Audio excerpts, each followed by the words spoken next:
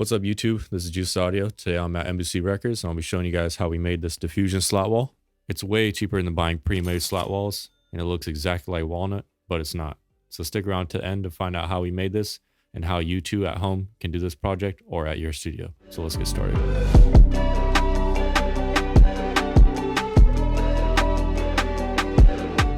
So to get started with this project, you're gonna need a few supplies. Luckily, everything was bought at Home Depot, but if you don't have a local Home Depot, I would try your hardware store or Lowe's. So I'll take you guys there right now to see what you'll need. So this is definitely an intermediate project, so I'm going to assume that you already have the major tools, such as a drill, a table saw, and an air compressor. I would recommend for your saw a fine finish blade for those clean cuts. A tool you might not have is this 18 gauge brad nailer, along with the nails. This will hold the slats up and be low profile so you won't see the nails in the slot. We tested a few stains and this is a stain that resembles walnut the most for our wood. We wanted it to match the IO box that we custom built that is on the same wall. I'll save that video for another day. And this is the wood you want to get here. This is going to be the walnut. It's going to be $5 a foot. No, I'm just kidding. You want to get this pine board right here, which is going to be $8 a board. And these come in at 8 feet. This wood is already treated and sanded and they usually come out pretty uniform, so it's the best option. You also want to pick up these 2x3 common boards for your frame. Some other little materials we got here is going to be flat black paint, a paintbrush, some rags for staining, some long screws for your frame, and an optional stapler. And of course, safety first. So unfortunately, we didn't measure the room's acoustic response before we installed this. But I'll definitely say it made a big difference. The room sounds a lot better and obviously looks a lot better. But if you're building a critical listening room like a mastering studio, I'll definitely advise you to send your room's dimensions to an acoustician where they can calculate the gaps and the distance for the slats for you, and that might give you optimum acoustic performance. So getting started, the first choice you want to make is if you want to paint your back wall matte black or if you want to add a material to it. The pre-built acoustic slat panels come with a felt-like material. This helps absorb high frequencies just a little bit, so we chose to go with that. But whatever you choose, just make sure it's non-glossy and matte, so whenever light hits it, you can't see it. Shout out my guy Ashley that helped me with this project. Everybody go follow him and get him to 100k followers. So after applying your paint or material, you want to go through with a stud finder and find the studs.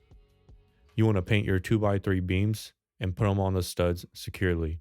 You don't necessarily need these beams, but the farther away the slats are from the wall, the better they are for acoustics. So if you're putting these slats up just for aesthetics, I would not recommend this and I would just apply them straight to the wall.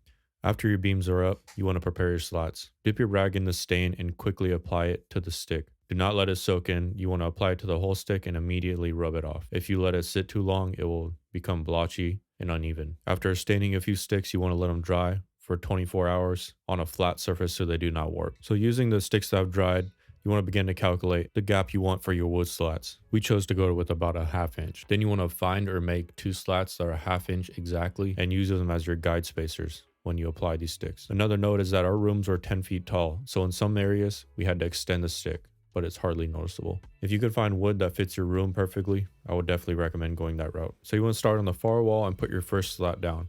The important thing to note is you do not want to follow the wall as your guide. You want to use a leveler and make sure it is straight and perfect because all the other sticks will be based on this one stick. Using your guide sticks, you want to begin to nail the slats to your frame with the brad nailer. After you have about 10 slats up and you're happy with the gap distance, you can use those 10 slats to calculate roughly how many slats you will need for your room.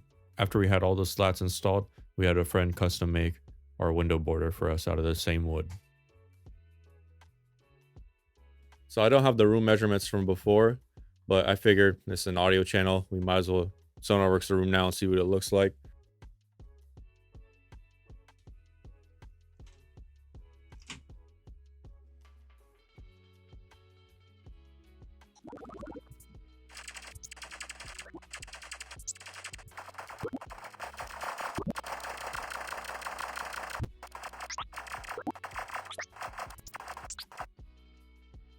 So looking at the graph from 500 up, it's pretty flat. There's some low, mid, and bass problems, but that's with every room. You can only do so much with those things without stacking the room with insulation. And wood slat walls and diffusion typically affect the mid-range and high end, and it would be nice to see the decay rate of that before and after, but SonarWorks will have to do. And putting SonarWorks in, it sounds great. This room sounds great. I'm super happy how this project came out. We did it pretty fast and it looks amazing, sounds amazing. So I hope you guys had fun doing this at home if you did it. And go ahead, subscribe, like, comment. You already know. I'm be showing you guys a lot more projects in this room that we did. So stay tuned.